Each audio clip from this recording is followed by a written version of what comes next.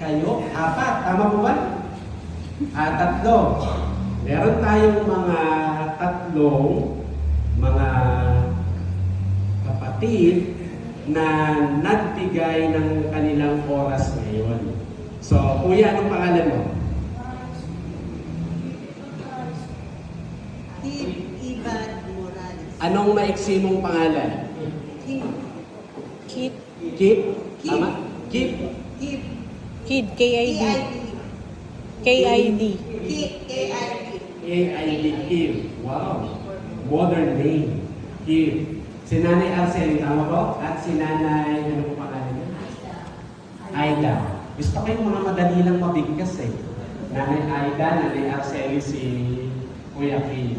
Ako po ay si Kuya Joven Panganiban. Pero marami hindi sanay mabigkas po yung pangalan ko na Joven. Kaya pwede niyo po ako tawagin Brother Jobs or Kuya Jobs. Kung gusto niyo mas maiksi pa, Brother JP o Kuya JP. Ayan. So sa inyo po ng mga dumalo dito, nagbigay kayo ng time, sobra po kami nagpapasalamat sa inyo. Na-appreciate po namin yung inyong pagpunta. Alam po namin, busy kayo, pero nagpa-istorbo po kayo sa amin. Umaasa po kami na sana hindi po masaya yung inyong pong pagdating sa lugar na ito. Kaya sa gabi pong ito, tayo ay mag-aaral ng salita ng Diyos. Siguro naman po, na-inform kayo na hindi po birthday party ang inatinan nyo ngayong gabi. Siguro naman po, nasabi sa inyo na wala ditong video okay. At ang mga maririnig yung mga awit na hindi madalas naririnig natin pag may mga nagsasaya sa paligid natin. Mga religious spiritual song. Aware naman po kayo doon, di ba po? And siguro, may idea na kayo na ang gagawin natin ay isa pong Bible study. Yes? Dahil po yan, naintindihan ko po, lalo na sa iyo, Kuya Kip, kasi ilang taon ka na? 13. Nung ganyan yung edad ko, lumaki po ako sa simbahan, pero ayaw ko sa Bible. Bakit? Number 1 na dahilan, boring. Hindi naiintindihan. Kaya, tuwing ako dinadala ng nanay ko sa church, lagi akong tumatakas. Lalo na nung high school. Lagi akong gumagawa ng dahilan na meron kaming project sa school para hindi ako makapunta sa simbahan. Kaya lang po, dumating yung time na nag-gets ko na yung sinasabi ng Bible. At sa awa po ng Diyos, tumugon ako sa panawagan na yun. At ang aming pong pakay ni Elder Moses at ng mga kapatid ko dito sa North Fairview, yung aming pong liwanag na tinanggap, yung natutunan namin, maibahagi din po namin sa inyo. Kaya po, ang pangako namin, una, hindi namin kayo mabibigyan ng pira ba? Walang ganon. Hindi namin kayo mabibigyan ng yaman, pero ang susubukan po namin, ma-enjoy nyo yung pagpunta nyo ngayong gabi at sa mga susunod pang gabi. At para ma-enjoy po natin yan, ang una natin gagawin, huwag po kayo kakabahan. Kinakabahan po ba kayo? Huwag kayo mag-alala, hindi namin kayo dito pasasayawin. Relax lang po tayo. At hindi namin po kayo tatanungin sa mga bagay na hindi nyo kayang masagot. Ang kailangan lang po namin sa inyo ngayon, konting atensyon po ninyo sa mga gusto po namin i-share. Kaya po magsimula na tayo. Okay na po ba na tayo ay umupo sa isang panalangin? Aming Ama sa langit, sa inyo po ang kaunawaan, Ama. Kung wala po ang pagtuturo ng inyong banal na spirito, hindi po namin maiintindihan ang mga liwanag galing po sa inyong mga salita. Kaya po sa gabing ito, pausapin niyo po kami. At sana po, may mga bagay na masagot sa mga tanong namin sa buhay, sa pag-aaral po namin ng inyong makapangyarihang salita. Kayo na po ang bahala sa lahat. Bigyan niyo po kami ng kapayapaan sa pangalan po ng aming Panginoong Yesus. Amen.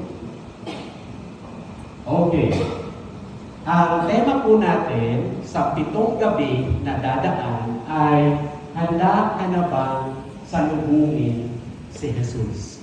Yung salitang handa, kanina pa po siya dinidiin ng presiding natin, Elder Moses. Sa English, preparation. Yung pag-aaral na ginagawa natin, mula sa bata na preparatory, kinder, mag-elementary, high school, college, para sa ang paghahanda, yung pag-aaral natin o pagpapaaral natin sa mga bata. Para mahanda sila sa buhay. Kasi kailangan ang isang tao para patuloy na mabuhay ay maghanap buhay. Ilang taon yung kakainin ng isang mag-aaral para mahanda siya sa buhay? Elementary, 6 years. Tapos dati hanggang 4th year lang tayo, ang bait ng gobyerno, ginawang K-12. Dinagdagan pa. Akala natin nung una, pag-graduate ka na ng K-12, may trabaho ka na. Hindi pa pala. Pinahaba lang ng konti. Pinadagdagan lang yung gasto sa baon at pamasahe. At nag-college ka, more or less 20 years. Lalo na kapag ikaw ay nag-doktor, nag-lawyer ka. Para lang yun, mahanda tayo sa buhay na hanggang saan aabot 70 to 80 years. Tanong, yung paghahanda ng less than 20 years sa pag-aaral, sulit ba? Ilang taon na talaga nakakapag-retire tayo? Ang senior citizen, 60. Ang retirement, 65. Na-enjoy nyo ba nung nag-retire kayo? May ipon ba? O lumubog sa utang? Lubog pa nga sa utang eh. Kulang pa yata yung pinagtrabaho ng mga nakaraang panahon. Pero naghanda ka ba sa pag-aaral? Yes. Sa buhay na, pang 70 to 80. Ang pag-uusapan po natin, isang klaseng paghahanda na hindi 80, 100 years yung nag-aabang, kundi eternity, pang walang hanggan. Si Jesus, sabi ng Bible, darating daw siya, Kuya Kim. Kung darating si Jesus, nasaan na kaya sa time na yun? Nagpo-Mobile Legends sa kwarto ko, Kuya Jobel. Ako, nagbibigo ako. Ay ako, basta ako nasa SM, namamasyal. Libre manood ang senior citizen ng sine, baka nasa sinehan ako pag dumating si Jesus. Bakit? Sinasabi ng Bible na kinakailangan natin ng isang paghahanda para masalubong siya. Yan po yung pag-uusapan natin sa buong gabi na darating. Kaya po ang pakiusap ko sa inyo, pagtsagaan nyo na yung 7 gabi na ito kasi maaari magbigay ito ng bagong pananaw sa ating buhay. Ngayon, tingin tayo dito sa ating screen. Lalapit mo ka ng konti dito kasi may gusto ko akong idiin sa inyo. Basahin natin yung mga numero. 8 billion, 256 million, 675,216. Ano yan, Kuya Joven? Una, dala niyo ba wallet niyo? Sino dito may Gcash? May Gcash kayo? Dala niyo wallet niyo? Kuya, dala mo wallet mo? Okay, ilan sa inyo naman ang wallet niyo 216? Medyo malaki yung sa akin, Brother Joven, lagpas 200. Wow! Ang yabang naman, Mami, lagpas 200. Meron ba ngayon ang pera nyo 5,216? Meron dito 5,000 ang pera? Yan yung pera ko po. Good for 1 week. Hindi mo na ako nagbayad ng ibang utang kasi pag binayad ko, wala na kaming budget. Good for 1 week yung pera ko 5,000. Next week pa ang sweldo ko sa trabaho. Samahan ang bilihin ngayon. Kasya yung 5,000 sa isang linggo? Hindi na. Noong 1980s, kasya yan. May tira pa, may ipon ka pa. Pero ngayon, nako, hindi na kaya yan. Pero ganito, 75,000, sweldo mo isang buwan. Okay na ba yun? Okay na yun. More than minimum na ba yun? Kapag nasi 75,000 na monthly, hallelujah na ba yun? Yes, hindi pa sobrang laki, pero pwede na. Yes? Paano kung meron kang ipon sa bangko na 675,000? Ang North Fairview, magkano ipon sa treasury? Ay, naku, purdoy nga kami. Wala na natira. Abono namin sa mga maintenance. 675, sobrang laki. Eh kung 6 million, paano mo naging 56 million? How much more kung 256 million? Sino kaya nakakatanggap ngayon ng 256 million? Yung mga congressman. Kasi sila yung nasa flood control project. Yung mga kurakot, relate tayo lahat. Konting ulan, lubog na yung bahay natin. Hindi ka na makadaan. Yung Sabado po, pumunta kami sa Batangas kasi may isa kaming elder na mayapa na kilala nyo si Rodney Tabo sa Gaupo dati. Konting ulan lang po sa SLEX na traffic kami dahil bumaha agad. Pero ang Pilipinas may budget ba tayo marami para sa pagsasaayos ng mga tulay kalsada natin? Yes. Pero nagagamit ba yung budget na yun para doon? Hindi. O ngayon, sagad na natin, 8 billion. Kung meron ng 8 billion, magtatrabaho ka ba? At kung may 8 billion ka, baka di ka ngayon umaten. Mabuti na lang wala kang 8 billion, kaya lang dito kayo ngayon, amen? Ayos. Pero hindi po yan pera. Yan po ang population ng mundo ngayon. Ganyan tayo kadami. Ito, kinuha ko pong data. Ito ay kaninang tanghali, to be exact, 12:10 ng tanghali. Pag pumunta kayo sa populationmatters.com sa website ni Akib, may kita mo doon sa ilalim ng website, merong update every second.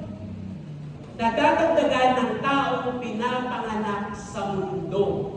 At ang dami na daw natin, so itong 216, kaninang tanghali yan.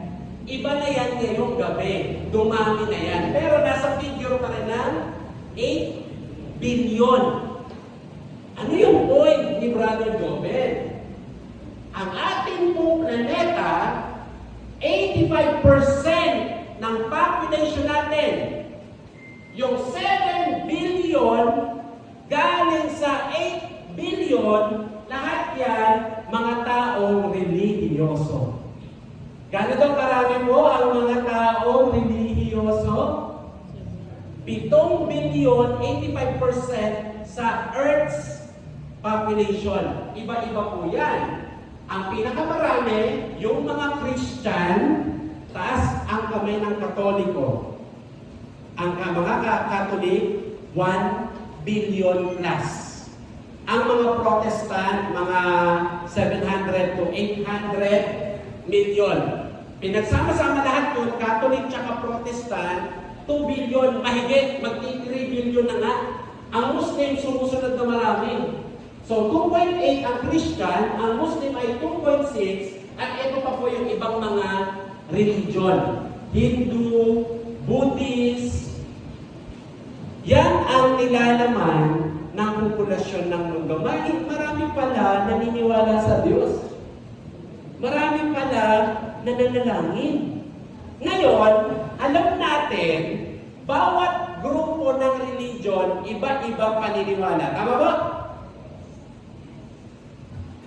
Pero, kahit iba-iba ang paniniwala ng mga religion, alam niyo po ba, meron isang bagay na kahit anong religion ka, nagkakasundo ang lahat na gustong-gusto nilang magkaroon nito.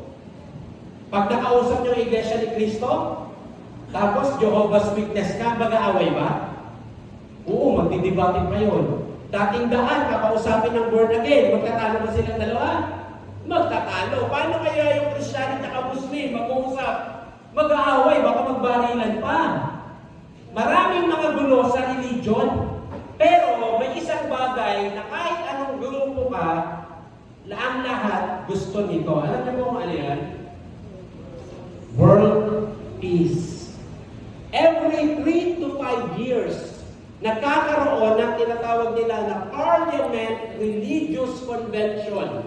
Yung huli nilang convention 2023 sa Los Angeles. At sa mga susunod na taon, magkakaroon ulit ng convention. Ilan yung mga delegates? 95 countries ang uma-attend.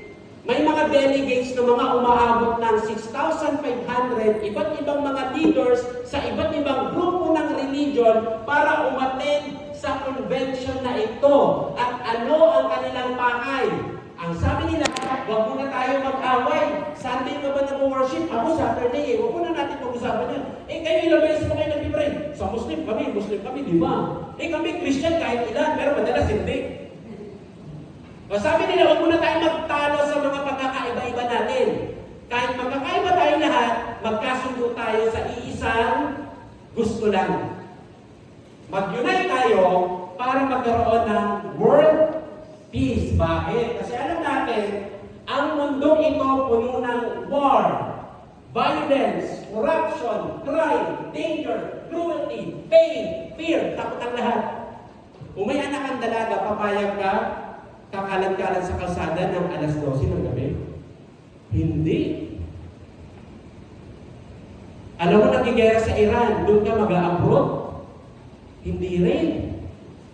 Ngayon, ang lahat ng mga member ng religion, gusto nila maayos na yung mga bagay na yan. Kaya gusto ko nila ng world peace. Kaya, kahit iba-iba, ang religion ngayon sa planet Earth, mayroong isang bagay na hindi natin po matatanggi at hindi madidinay. Alam niyo po kung ano yon. Sa ating paligid, merong dalawang puwersa na naglalaban. There are two forces fighting against each other. Kahit yung mga walang religion, kahit yung mga hindi naniniwala sa Diyos, yung mga atheist, hindi nila matatanggi na may dalawang force na naglalaban ngayon sa mundo. Sample, kapag may tama, hindi pwede lahat kayo tama. Kung pwedeng pares kayong mali, pero lagi nating makikita, may tama at mali. Ano pa? Kapag may mahirap, merong mayaman. What else? Kapag may good, lagi merong evil. Pag may masaya, sino masaya dito? Wow, ang dami. Nanay, masaya ka ba, Nanay Arceli? Amen. Pero habang masaya kayo, malamang yung kapitbahay nyo na iniwan ng asawa, malungkot yun. Yes? Yung mga nareklamo kay Kuya Rafi, malungkot yun. So bakit ganun? Laging may dalawang puwersa.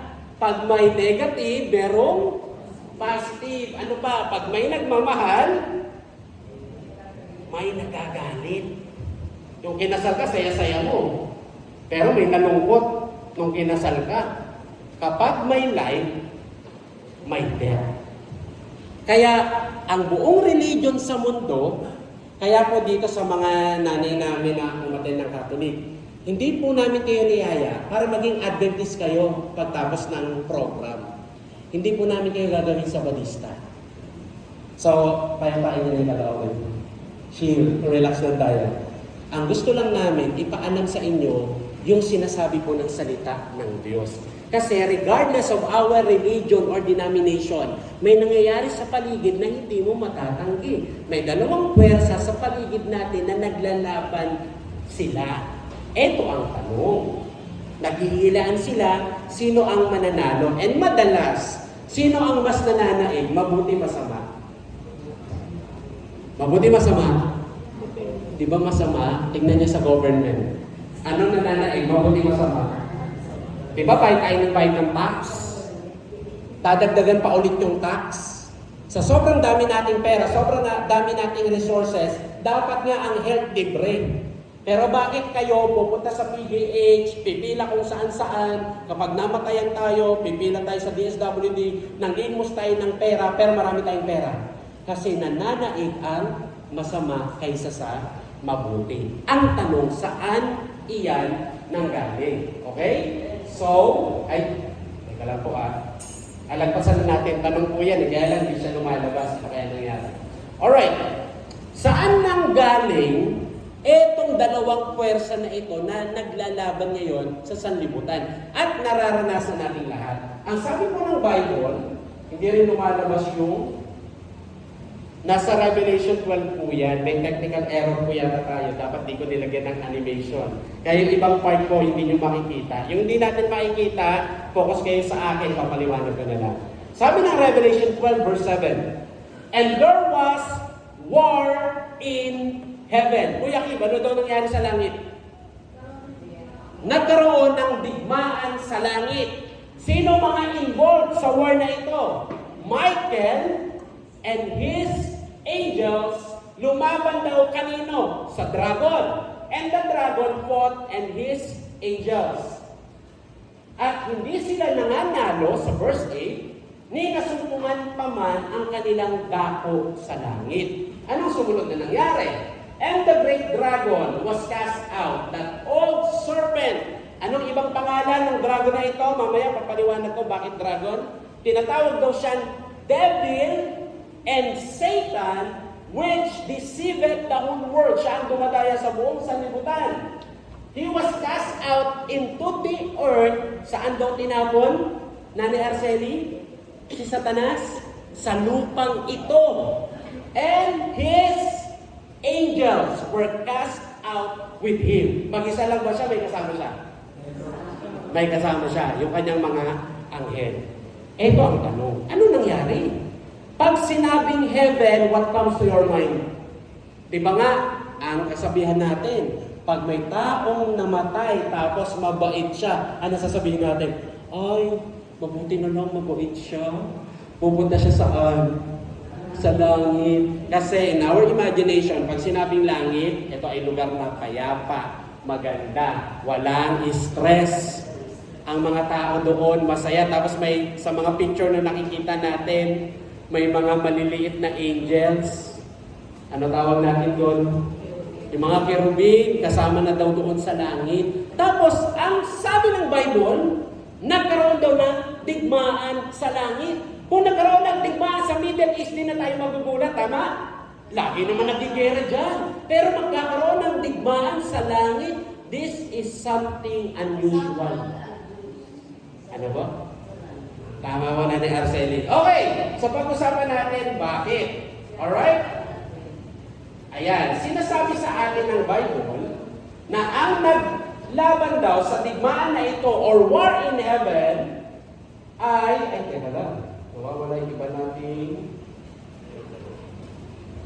Brother Moses, paalis yung animation. Okay. May anime, ayan. Mag-click ka lang, mag-click ka. Click mo yung slide, tapos punta ka sa anime. Click mo yan. Hayaan mo na lang, Brother Moses. Dito na lang, huwag na natin lakayan. Okay na yan, nakikita nyo naman po, no? Huwag na natin i-big screen. Dito tayo, Brother Moses. Ayan, okay. Ang naglaban daw, sino? Si Michael. Si Michael, yun ang pangalan ni Jesus sa heaven. Ano pangalan ni Jesus sa langit? Michael. Kasi po sa Greek word, Mikael. Yung M-I sa Greek, sa Tagalog, who, sino. Yung kael, like. Tapos yung ka, like. Yung L, God. Pag binuo mo, who is like God. Sa Bible, ang tanging kamukha lang, kapantay ng Diyos, walang iba, sino? Si Jesus. So, ang naglaban sa langit, ang involved sa war, si Michael, si Jesus yun, at yung kanyang mga angels. At yung dragon naman, ito ang other name ni Satan. Ano yung dragon? Pero ba dito nanonood ng Dragon Balls dati? Panahon ng ni San Goku eh. Kuya, nanonood ka One Piece? Nanonood ka? Si Kaido, naalala mo? Dragon yun, di ba? Ano ang dragon? Ahas na may pakpak. Bakit tinawag si Lucifer or yung devil na dragon? Dragon sa lumang panahon, ahas na may pakpak. Kasi po, nung nilagay yung ahas sa Garden of Eden, nanay, yung ahas pinakamaganda, meron siyang pakpak, lumilipad siya, hindi siya gumagapang. Maganda ang ahas po nung araw, hindi kagaya ngayon na tayong mga tao. Pero nung beginning, ang pinakamagandang creation ng Diyos, yung serpent, na ang ibang name niya ay dragon. Kaya ngayon, sa mga anime, sa mga drawing, may kita natin yung dragon, meron siyang pakpak kasi siya ay flying serpent. So malinaw na. Nagkaroon ng war sa heaven, sino ang mga leader ng war? Sa side ng Diyos, si Michael, siya si Jesus, at sa kabilang side, yung kalaban, yung dragon or yung devil, at yung dragon, ibig sabihin ng flying serpent. Nasusundan nyo? Oo nga. Now, let's continue here. Now, dito po tayo. Dito tayo, Brother Moses, at question na susunod. Ayaw. Ayaw. Say this na lang. Okay. Next slide po. Ayan. Ang tanong, bakit nagkaroon ng war sa langit? Ano naging issue? Ito po ang sabi ng Bible. Next slide. Isaiah 14, 12 to 14. How art thou fallen from heaven? Ano pangalan? Lucifer. Ang original na pangalan ng devil or ng Satan ay Lucifer. Ano ba kaya Kim? Pag-aasawa ka isang araw magkakaanak ka, lalaki. Papangalanan mo Lucifer. Bakit hindi niya papangalanan? Uy, maganda kaya yung Lucifer. Alam niyo yung, di ba, nanay, ipipilit ko nanay, pangalan mo sa apo mo, Lucifer. Di ba wala nang gusto magpangalan ng Lucifer ngayon? Wow, o kaya Michael na lang, no? Okay. Alam niyo yung salitang, alam niyo yung Lucis sa pag New Year, nagsisiti tayo ng Lucis. Di ba, umiilaw siya, lumiliwanag siya. Yung salitang Lucifer doon galing, Lucis, luminescence, liwanag. Kaya sabi ng Bible, si Lucifer, pinakamagandang pangalan yon noon sa heaven, siya daw ay son of the morning, siya daw ay nagkaroon ng isang ambition. Ano yun? Ang sabi ng Bible, for thou hast said in thy heart, bilangin niyo yung letter I. Unang I will ascend into heaven. Aakit ako sa langit. Teka lang, nasa langit na siya, di ba? Pero gusto niyo ba? Umakyat. Ano ba? I will exalt my throne above the stars of God. Iangat yung trono ko na mas mataas pa sa mga bituin ng Diyos. Sa Bible, pag sinabing stars of God, mga angels. Kaya alam niyo yung palabas na Star Wars? Dito nakuha yung idea sa Bible. Yung stars of God ay mga angels. I will sit also upon the mount of the congregation in the sides of the north. Ilang ay na po yan? 3 na. Dagdagan pa natin. I will ascend above the heights of the clouds. Aangat ako sa pinakamataas na mga ulap. Ito ang pinakamatindi. Pang-ilang ay na yan? Pang-4. Panghuling ay, pang-5. I will be like the Most High. Gusto ko maging kagaya o kapantay ng kataas-taasan. Question, sino yung kataas-taasan? Ang sabi po ng Bible, sige ba? Genesis 14:22, at sinabi ni Abraham sa hari sa Sodoma, itinataas ko ang aking kamay kanino? Sa Panginoong Diyos na kataas-taasan na may-ari ng langit at lupa. Sino yung gusto pantayan ni Lucifer? Yung Panginoong Diyos, siya yung kataas-taasan. Ano? Masama ba yung gusto niya? Tignan natin kung ano sabi ng Bible. Next slide po. Bakit naisip ni Lucifer na maging kagaya o kapantay ng Diyos? Ano kaya ang sinasabi ng salita ng Diyos tungkol sa bagay na to? Sa Ezekiel 28:12-15, ibinigay yung profile ni Lucifer. Pero hindi na natin natin babasahin lahat kasi konti ang panahon natin. Ibibigay ko yung summary ng kanyang profile. Bago natin tignan yung profile niya, Kuya Kim, pasensya ka na, ikaw lagi tatawagin ko kasi yung mga nanay natin, ayoko sila mapagod sumagot. Okay lang? Ano tinuro sa atin ng television, ng internet sa itsura ng devil? Ganito ba? Agree ka ba ganito itsura ng diablo, ng demonyo? Di ba ganito ang pinoportray ng mga palabas kapag pinag-uusapan devil, Satan, demonyo, ganyan ang itsura. Kaya pag galit ka sa asawa mo, nagiging ganyan yung itsura niya, na sinasabi mo, sa kalas ka, umalis ka dito sa bahay. Pumapangit siya pag galit ka sa asawa mo. Ganito ba ang itsura ng devil? Ito ba? Pasensya na po kayo, medyo madilim, no? Ang sabi, nang tinuro sa atin ng mundo, ano ang color ng balat niya? Red. Ano pa? Meron daw siyang sungay. Meron daw siyang mahabang buntot. At meron siyang hawak na trident yan. Pitchfork trident. O isang malaking tinidor.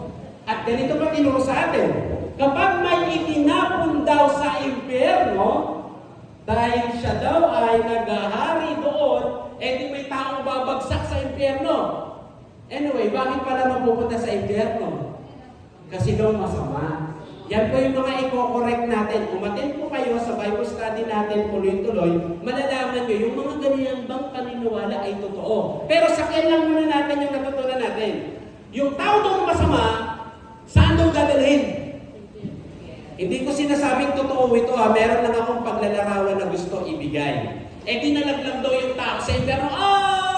Boom! Bumagsak siya sa impyerno. Ano daw gagawin ni Lucifer? Matagal na kitang inaantay, bro. Hawak-hawak niya raw yung kanyang tinidor. Tapos tinutusok-tusok niya daw yun. Binabarbecue niya daw sa impyerno. Kaya kailangan niya ng tinidor. O teka, yung gilid hindi pa luto. Balik na rin natin. Ganon daw ang itsura ni Lucifer. Nakakatakot siya, marahas siya, at siya yung pinaka-masama. Kung ganito itsura niya, deserve niya ba pumantay sa Diyos? Hindi, bakit? Kahit ikaw yung angel sa lahat, "Uy, Lucifer, mayos ka ha? Itsura mo, gusto mo maging kagaya ng God?" Red flag, hindi ka qualified. Di ba minsan pag nag-a-apply, may nakalagay sa qualification, with pleasing personality. Kahit ang ganda ng credential mo, ang pagod ko, tanggal yan, tanggal. Minsan yung nisgahan na dahil sa itsura. Mag-a-apply lang kayo ng empleyado, hindi ka pantay ng CEO. Imagine this. Si Lucifer, gusto niya pumuntay sa may-ari ng kumpanya. Nung langit. Kung ganito itsura niya, pwede ba siya? Di ba hindi? Hindi ganyan ang itsura ni Lucifer. Ano sabi ng Bible? Yung profile niya, hindi pa nga masyadong gwapo yan. Ginawa lang yan ng AI. Pero sa actual na itsura, alam nyo, kung sakali lang magpapakita sa atin si Lucifer, at sabay magbabible study sa amin ni Brother Moses, baka hindi kayo sa amin makinig, mga kapatid, promise. Sa sobrang ganda ng itsura ni Lucifer. Ang sabi ng Bible, ganito daw ang profile niya. Sige ba? Anyway, pakita muna natin yung picture. Ang sabi, suot niya lahat ng mga mahal na bato. Diamond, gold, precious stones, topaz, sardius, suot niya. Ito yung pinaka-best na na-create ko sa AI. Pero sa actual, parang mas maganda pa dyan.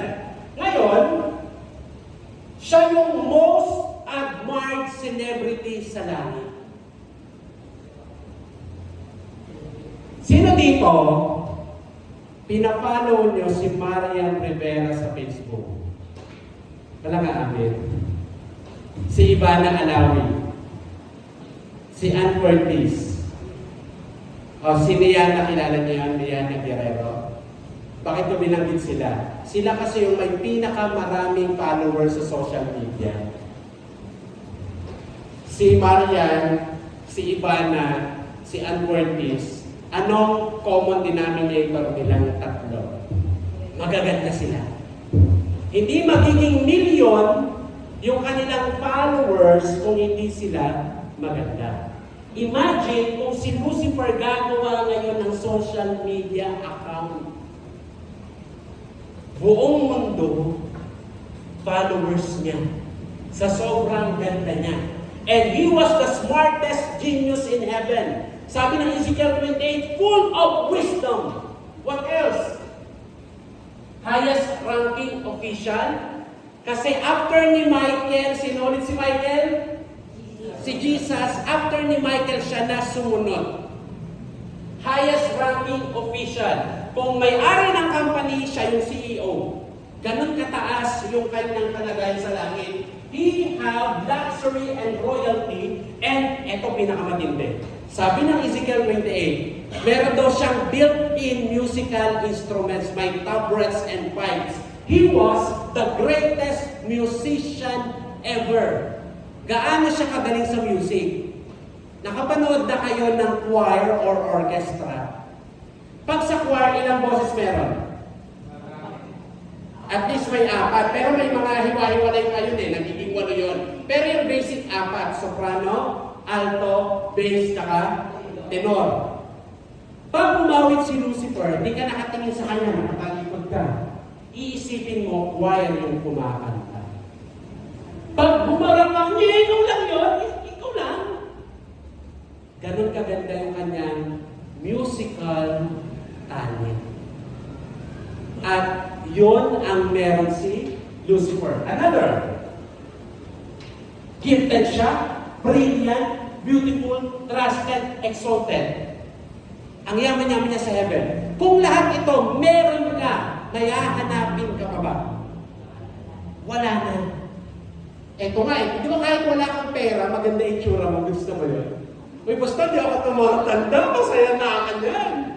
Pag tinanong ko, sister, parang 25 ka na rin talaga, pero 50 ka na. Di ba sobrang saya nun? Or, okay lang, sige, pangit ako, pero mayaman ako. Di ba gusto niyan? Okay lang, kahit pangit na kami buong pamilya namin, pero 5 kotse namin, 10 mansyon namin, okay yun, di ba? Pero yung lahat binigay sa'yo. Yung iba naman, sige na, di ba, hindi kami mayaman, hindi kami maganda. Matatalino naman mga anak ko. Kaya pag pumunta sa bayan, ang daming mga medals nakasabit sa dingding. Goods din yan, di ba? Pero yung lahat-lahat, kumbaga sa gamot, yung 1 capsule, gagaling lahat ng sakit. Ganon, pinaganda ng Diyos si Lucifer. Kaya, nagkaroon siya ng isang paghahangad. Ano yun? Sabi ng verse 15, Thou was perfect in thy ways from the day that thou was created, till iniquity was found in thee. Ano daw nangyari sa kanya? Perfect siya. Simula nang kinreate siya ng Diyos. Ang tanong ito, ilang taon kaya sila ng Diyos na kasama sa langit? Ilang taon kaya? Ang sukatan ng time sa langit, eternity to eternity. Sa imagination ko, umabot yun ng lagpas 1 billion years. Ang tagal. Hanggang isang araw, may natagpuan daw na iniquity. Ang other term niyan, kasalanan sa puso niya. Anong kasalanan yung natagpuan sa puso niya? Na yun yung dahilan nagkaroon ng war sa langit. Ito sabi ng Bible. Sabi ng Revelation 19 verse 10, ang Diyos ay dapat i-worship. Isang araw, si Angel Gabriel, isa sa mga angel na pinangalanan ng Bible, pumunta kay Apostle John. Ito yung record niya. Nung nakita ni Apostle John si Angel Gabriel, angel na bumaba galing sa langit. Ngayon nga lang makita ka ng artista mo. Hoy, si Marian! Okay, yung uso ngayon, Bini. Oh, yung Bini! Anong ginagawa ng mga tao? Ano si worship? Tao yon na maganda lang. Pero makakita ka ng tao or someone hindi galing earth, galing outer space, galing heaven. Nung nakita ni John yun, si Angel Gabriel, nagulat siya, akala niya God. Nag-worship siya. Sabi ni Angel Gabriel, hindi, tayo. Parehas lang tayo, likod ng Diyos. Ang wino-worship lang sino? God. Anong gusto ni Lucifer? Yung gusto niyang pumantay sa Diyos kasi gusto niya ma-worship. Isipin niyo ba mga kapatid? E di ngayon magsisimba ang mga angels. Sino ang magpapaawit? Ang chorister? Si Lucifer. Awit tayo. He lead it me. Aawit yung mga angels. Nagbibigay sila ng adoration ng awit, pero hindi para sa Kanya, kundi para kanino? Doon sa nakaupo sa trono, ang Diyos. Isang araw, nagkaroon siya ng curiosity. Ano kaya feeling ma-worship? Ano kaya pakiramdam na yung mga angels, hindi lang dahil gusto nila ako kasi friends kami, kundi gustuhin nila ako kasi God na ako. Ano ang feeling ng maging God? Nagkaroon siya ng ganong damdamin na sa isip niya lang muna yun, pero sa pagtakbo ng panahon, paulit-ulit niyang iniisip hanggang gustuhin at gustuhin niya na. Ano kayang feeling ng i-worship? Kaya nagkaroon siya ng pagnanasa, parang pantay naman kami ni Michael. Bakit si Michael pwede i-worship, si Lucifer hindi? Sabi niya, pwede niyo ba ako pagbigyan? Pwede ba ako ma-worship din? Pwede ba siya i-worship? Pwede ba siya gawin ng Diyos na God kapantay niya? Bakit hindi? Tama po. Kasi parang ganito yung Kuya Kim. Halimbawa ngayon, umuwi ka. Sasabihin mo sa nanay-tatay mo, hindi ba nanay-tatay mo? Ay wala. Ikaw lang. O, uwi ka mamaya, ganito gawin mo. Nay, pati na akong Bible study. Ito natutunan ko. Ngayong gabi, ako ng tatay at nanay. Susunod kayo sa akin, ano gagawin sa'yo? Huwag ka na umatinda! Magagalit pa nanay-tatay mo? Tignan niyo, di ba? Di ba yung mga gulo sa society natin, kasi maraming mga anak gusto nila yung role ng magulang. Hindi, kami masusunod. Kami na may pera eh. Matanda ka na eh. Kami nang masusunod, ano nangyari sa family? Gumugulo. Parang ganun ang nangyayari sa langit pag pinagbigyan si Lucifer. Malapit na po tayo matapos. So, ang request niya, so sa heaven, gusto niya ma-worship. Nung binaba na dito siya sa lupa, nagbago ba yung gusto niya? Isang araw si Jesus nagkatawang tao para i-rescue tayo. Ituturo po yan ni Elder Moses sa susunod nating Bible study about salvation. Nung nakaharap niya si Jesus, ano si Jesus sa heaven? Si Michael. Kapantay niya ba yung Diyos? Yes. Si Michael ba dapat i-worship? Yes. Isipin niyo yung kabaliwan ni Lucifer. Yung Michael bumaba, ano na pinangalan? Jesus. Tapos sabi niya, all these things I will give thee, thou will fall down and worship me. Sabi niya kay Jesus. Lahat ng ito, yung mga tao dito sa earth, ibibigay ko sa iyo. Di mo na kailangan mamatay sa cross. Basta, i-worship mo ako. Nagbago ba gusto niya? Hindi. Gigil na gigil si Lucifer, ma-worship siya. Kaya ano nangyari? Pwede mo siya pagbigyan? Ngayon, para magtagumpay yung gusto niya, ano ginawa niya sa mga angels? Isa-isa, nilapitan niya yung angels, pinagsabi niya, bro, parang di na maganda rito sa langit, no? Bakit si Jesus, pwede i-worship? Ako hindi. Eh di ba okay lang naman kung ma-worship din ako? Parang di tayo dito malaya. Pero bakit si Lucifer? Hindi nga talaga pwede kasi ang sabi po ng utos ng Diyos, Exodus 20 verse 3, thou shalt have no other gods before me. May batas ng pag-ibig sa langit na bawal kapag di ka pwede ma-worship. Kung hindi ka God, hindi ka pwede maging God. Sabi ni Lucifer, pangit pala dito sa langit. Kasi may bawal maging Diyos. Ba't sinalang selfish mo, bro? Binabanggit niya yan. Halimbawa kayo, nakausap kayo ni Lucifer, tara, hindi na ito maganda. Sali kayo sa akin. May plano akong bagong pamahalaan. Lahat pantay-pantay tayo. Sali ka? Kung kayo sasali. Sali kayo? Hindi agad sinabi ni Lucifer, tara, lumaban tayo sa Diyos. Walang angels sasama. Nagsimula si Lucifer na parang gusto niya yung kaayusan sa langit, pero gusto niya talaga guluhin. Parang ang Diyos malabo, no? Lahat yung binubulungan niya. Ilan naniniwala sa kanya? Sabi ng Bible, 1/3. Gano'ng karami yung 1/3? Sa bawat tatlong kausap niya, isa naniniwala. O nanay kayo dyan, sino maniniwala sa inyo? Sa bawat tatlo, may isang naniniwala. Okay, malapit na tayo matapos may ititin na ang point. Kung sa bawat tatlo niyang kausap, isa naniniwala, kung ang kausap ni Lucifer, 100 million angels, ilan yung 1/3? Sa 100 million? 30 million. Kung 1 billion ang angels, ilan maniniwala? 300 million. Tanong, gano'ng karami ang angels sa heaven? Ano yung sabi ng Bible? Revelation 5:11. 10,000 times 10,000 and thousands of thousands. Gano'ng karami yun? Numberless. Meaning, it's more than 100 billion.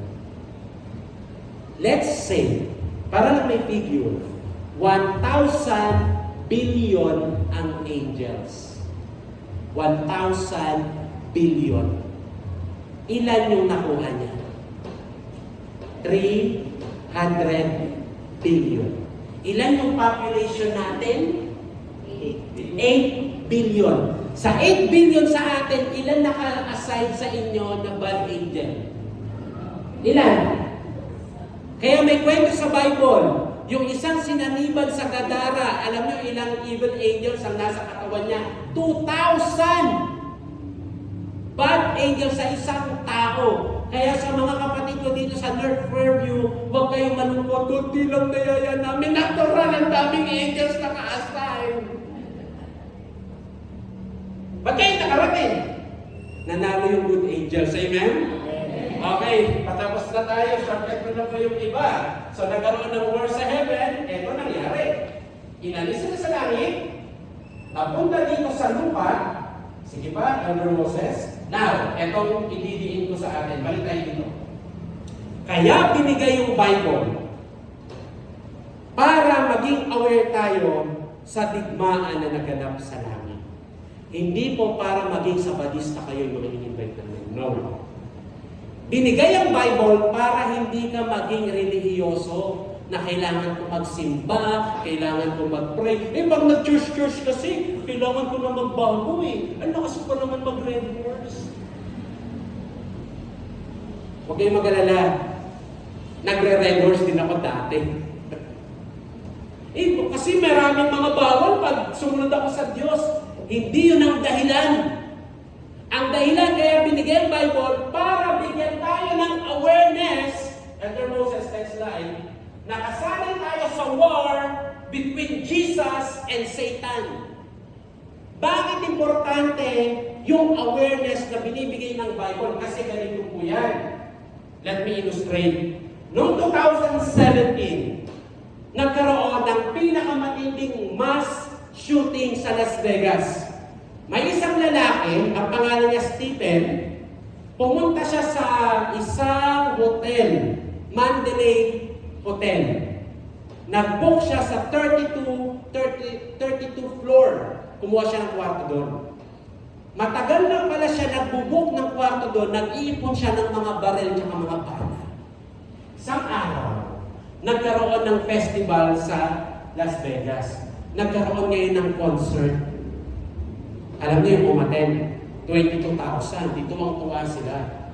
Alam niyo, ginawa niya habang may concert. Nagsimula siyang mamarin doon sa taas ng hotel. Akala ng mga tao nung una, kasi concert, festival, piyesta sa lugar eh. Fireworks. Kaya nung nakita niya, mga kami nila, tumutumba. Baril ng baril, ang daming tinatamaan. Kung di ako magkakamali, ang injured 800. Alam niyo, ilan namatay? Ito yung picture nila. 60 ang mga namatay. Isa pang picture, Elder Moses. Etong tanong, kung aware sila na may mamamaril sa araw na yun, a-attend pa ba sila ng concert? Hindi na. Bakit? Kasi informed ka na. Alam mo na yung mangyayari. Kaya namin kayo niyaya para ipaalam sa inyo, kasali kayo sa digmaan ni Jesus at ni Lucifer. At anong nangyayari ngayon? Sige pa, nagpasan natin yan. Sige, huwag na yan. Revelation 12:12. Woe to the inhabitants of the earth and of the sea, for the devil is come down unto you, having great wrath, because he knoweth that he had, gano'ng katagal daw ang oras niya nila? But a short time. Niyaya namin kayo, mga kapatid, Nanay Aida, Nanay Arceli, Kuya Kim, at sa iba pa pong mga na-invite. Kasi yung digmaan na ito, malapit na matapos. Binibigyan tayo ng awareness para makapili tayo ng tama. Sa pagtatapos, balik natin dito, Elder Moses, sa picture kanina. Ayan. So, in-inform tayo ng Bible, hindi natin madideny yung two forces na naglalaban. Kapag may light, may darkness. Kapag may truth, merong error. At alam nyo ba, sa pag-aaral ng psychology, sa neuroscience, yung digmaan na ito na nagaganap, hindi lang sa labas natin, pati sa loob. Kasi na-discover, sa loob ng ating brain, may dalawang system na ang tao sumusunod sa kanyang decision making. Meron daw tayong tinatawag na reactive brain. Yung isa naman, reflective brain. Sino kaya ang lagi niyong sinusunod araw-araw? Hindi ko mo nasasabihin sino ang mas okay sa kanilang dalawa. Pero pili kayo, anong gusto niyo? Reactive brain, reflective brain? Huwag niyo mong itian. Ano mas gusto niyo? Reactive brain, reflective brain? Parehas yung kailangan natin. Pero may isa dyan, dahil sa kasalanan, ito yung sumisira ng mga mali nating pagpapasya. Alam niyo kung sino yun? Si reactive brain. Kapag ang tao daw laging stress, lagi kang natotoksikan sa paligid mo sa kapitbahay mo. Kapag ikaw ay gutom, pagod, ang nagdidesisyon daw niyan sa iyo si reactive brain. Kaya halimbawa, uwi ka ng bahay, gutom na gutom ka, galing ang trabaho, tapos nakita mo, walang nilutong ulam yung asawa mo. Bakit? Maghapon siyang naluto sa TikTok. Tapos yung mga anak mo, nagkaalat sa kalsada, wala siyang ginawa. Ang magiging reaction mo, magagalit ka agad kasi gutom ka, pagod ka, tapos yun yung nakabutan mo sa bahay, talagang magwawala ka, baka majombag mo yung asawa mo. Kasi nagsilpon-silpon nga eh. Sino daw gumana doon? Si reactive brain. Tapos maya-maya na-realize mo, ba't yung binupog yung asawa mo? Doon pa lang gagana sila. Si reflective brain. Sa ginagawa po natin pag-aaral na ito, kinakausap tayo ng Diyos sa ating mga isip. At sana po magkaroon tayo ng reflection pag-anahin natin ang ating reflective brain. So, to conclude our lesson ngayong gabi, sabi ng Romans 13:11, and that knowing the time, that now it is high time to awake out of sleep. Gumising ka na. Kasi malapit na. For now, is our salvation nearer than when we believe. Pakita natin itong picture na to, Elder Moses. Kaya po, anong gagawin sa atin ng kaaway? Iaalis tayo sa focus. Huwag natin pahalagahan yung mga bagay na spiritual. Habang busy ka, kakaisip, ano namin babayaran yung utang, yung bills? Magkano meron nyo ngayon? Ako 5,000 plus. Na nagto-2,000 lang ako nadagdagan. Iisipin mo, magpapasok ka na, kailangan ng anak mo ng bagong uniform, notebook, yung mga apo nyo po, kailangan ng support, tapos yung mga anak ninyong nag-asawa na sa inyo pa humingi ng tulong, tambak-tambak ka ng mga iisipin, papahalagahan mo pa ba yung buhay spiritual? Ini-inform tayo ng Bible, mga nanay, Kuya Kim, na yung mga nangyayari sa atin sa paligid, yung mga problemang pinagdadaanan natin, diversion yun. Para hindi natin paghandaan yung pagdating ng ating Panginoong Jesus. Nadalangin po namin, kaya tayo may ganitong programa. Kaya bless po kayo na kayo nagbigay ng time. Kasi malapit na ito. At gusto namin po, sabay-sabay tayo sasalubong sa Kanya. Pagpalain po tayo ng ating Panginoong Jesus. May God bless us all.